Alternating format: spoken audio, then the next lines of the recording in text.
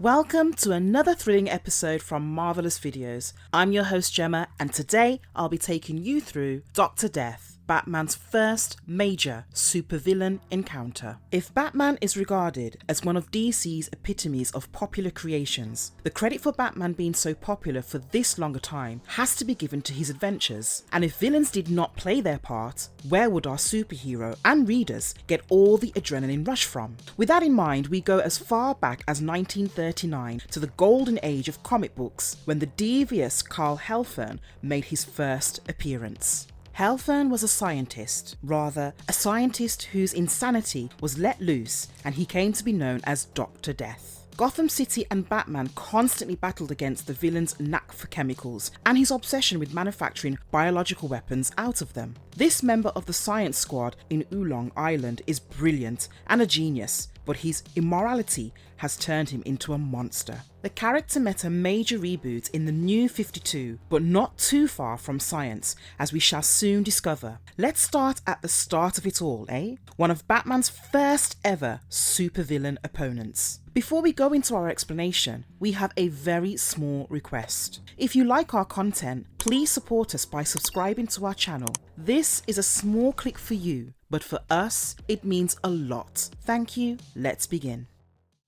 Dr. Death, first comic book appearance. A Bob Kane and Gardner Fox creation, DC introduced Dr. Death in 1939 via issue 29, a mad scientist, genius nonetheless, who went by the name of Carl Helfern, had a breakthrough while experimenting. He had managed to discover the deadliness of a pollen extract and wanted to make use of it for absolutely no good. His breakthrough was bad news for Gotham City, as his devious plans included bullying and extorting the rich people of the city. Anyone who tried to go against his demands would of course be killed. Jabba pondered over the fact that Batman could be a threat, only to have Dr. Death point out that wouldn't be an issue if they managed to kill the superhero even before he got a hint of what was coming. They had to get his attention for their plan to work though, so they left him a letter and put out an advertisement in the Daily Globe exhibiting the crime they intended to commit. Batman did get the message put across, but his intelligent self knew that it could be a trap. So, when he went to meet those two, he went prepared. Armed with gas pellets that had only been developed recently, he arrived at the penthouse designated for the meeting. Oh, and it must be pointed out that he truly entered in iconic Batman style, using silk cords and climbing equipment with attachments that had strong suction. As soon as he entered the building, he was attacked by goons that Dr. Death had hired. He had barely defeated them when Jabba came out onto the scene and attempted to shoot him, after which he had to escape immediately with the aid of the gas capsule, creating the much needed distraction. The action that follows is truly goosebump inducing, to say the least. Batman changes to his Bruce Wayne avatar and plays some savage tactic games by using the Daily Globe to let Dr. Death know of his escape and survival. The message had Dr. Death shook and enraged. Purely out of retribution, Helfern decided to go for what he thought would be a sure shot kill. Jabba was instructed to slip some poison to one of John P. Van Smith, who the evil duo had tried to threaten and get money from previously, but he had flatly refused to meet their demands. Unfortunately for Jabba and Helfern, Bruce not only recognised Jabba and saved Smith from his sneaky attack, but he also followed Jabba back to the hideout that he lived in along with Helfern. At night, Batman breaks into the hideout and attacks them while they are working in their laboratory. Jabba is an easy opponent for Batman, but Dr. Death comes upon him quite strongly as Death attempts to get out of the scene. There are toxic chemicals galore, and Dr. Death throws one of these vials at Batman, who dodges it with a whole fire extinguisher projectile thrown. Got to give it to Batman though. One of us would have also thrown something, anything, at that kind of an enemy. A fire starts in their presence, and Dr. Death is soon engulfed in flames. Batman practically flees from the site, hoping that Dr. Death has met his namesake of a fate. All this jazz happens before the New 52 comes into the picture, where Dr. Death is an all-new scientist, but a monster in behaviour and appearance. This time around, he developed a serum that helped his bones grow, making him disfigured, but a strong villain nonetheless. He remained,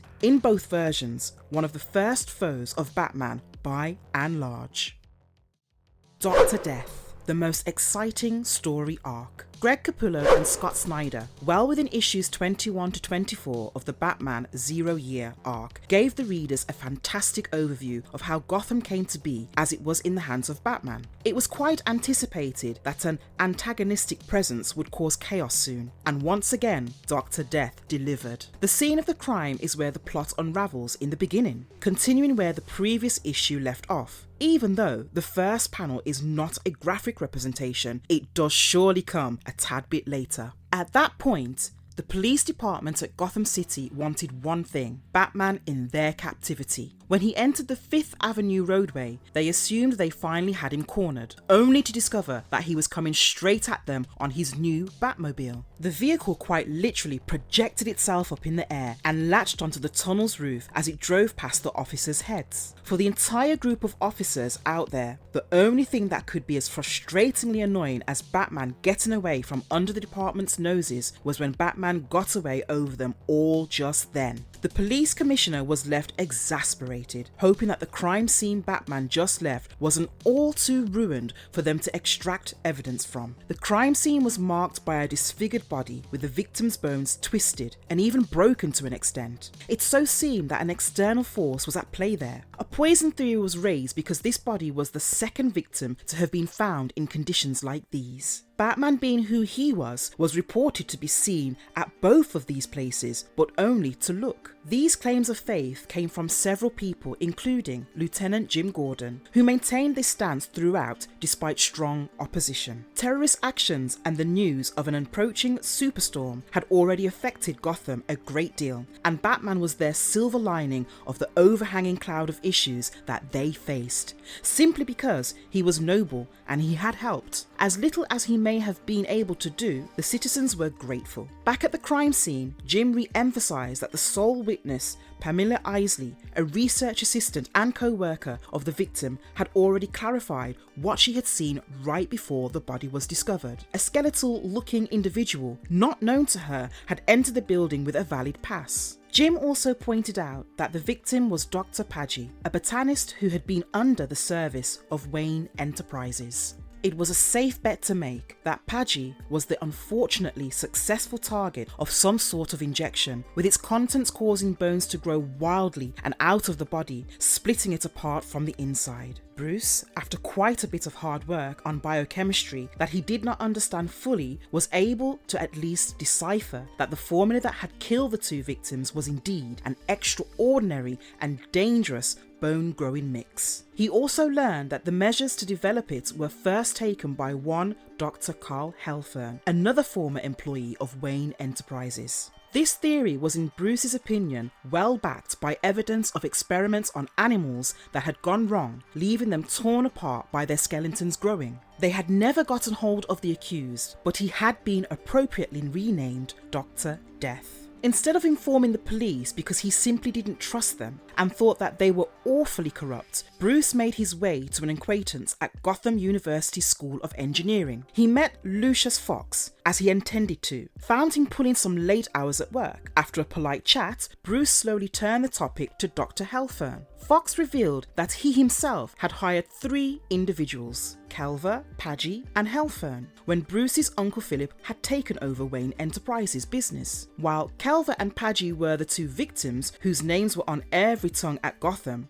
Helfern was out and about. Lucius opined that Helfern seemed to be a genius beyond expectations, immediately presenting ideas backed by foundational sources, all related to complex biochemistry and nanomedicine. He sought to invent a chemical agent that could power through one's bloodstream, making bone fibers respond to it and alter bones at cellular levels. Bones would harden when impacted, causing near to nil breakages and be potentially bulletproof. However, if anything was as unstable, uncontrollable, and unstoppable as the serum, it was Dr. Helfern himself. Last that anyone had apparently heard of Dr. Helfern after he had been fired from Wayne Enterprises was all about his shenanigans with illegal, privately funded laboratories testing his serum out. Right as one would expect things to rest, things spring into action. A lot of things. In one swift move, Lucius jammed a syringe into Bruce's neck, a syringe filled with you-know-what.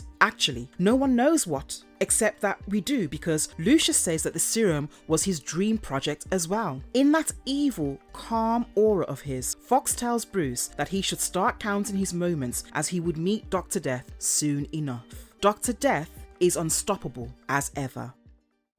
Dr. Death, the powers he holds. If cunning minds and an ability to turn people to your side of the game were considered an Olympic sport, our supervillain here would win gold medals, multiple times at that. This evil genius of a man explored a subject like biochemistry to the extent where he was able to make something that affected human beings and animals, manipulating them at cellular levels. As disgusting as his wounds may be, and as much as they affect his appearance, even to the extent that he was labelled a monster instead of just a mad scientist, he feeds and thrives on chaos. His purpose of recovering quicker or not being affected by bone-breaking instances and events is absolutely fulfilled. That affects, of course, his stamina too. He was bold enough to use himself as a specimen and had no regard or respect for life in general, including his own. Whether or not this seemingly insuperable supervillain met his death is something we will reserve comments on because, come on, we don't give spoilers here. Dr. Death closing in. The Caped Crusader strode out of the shadows and seized the pop culture world by storm in what seems like an era ago during the golden age of comics. But what good is a superhero without a supervillain? And damn all the goosebumps if that villain can't give the superhero a hard time to prove his worth. As little as is known about the origins of the first recurring villain up against Batman, his character arc is pretty impressive and engaging. After being supposedly blown up alongside his henchman Jabba by Batman in his own laboratory, he did return for a small stint in issue 30 of the same series. Following that, Dr. Death was considered missing for several decades until being revived in issue 345 of Batman and issue 512 of Detective Comics, thanks to writer Jerry Conway. Dr. Death is presented as a paraplegic in this modified version of the original story from 1939, and he is supported by an attendant named Togo. Overall, if other media are considered in the Harley Quinn episode a fight worth fighting for, Dr. Death's name shows on Dr. Psycho's phone. As significant a character as it sounds like, it seems that the DC universe simply hasn't given us enough of Dr. Death against Batman, or any other DC superhero for that matter. Honestly, how many times can one actually claim that they have battled death, quite literally and figuratively, because rest assured he looked and did everything like his name? It would be a glorious read or watch. Psst, psst. Folks at DC, are you listening? And if you liked our content, don't forget to leave a like and subscribe to us if you haven't already. Have a good one and be safe. Thanks, everyone.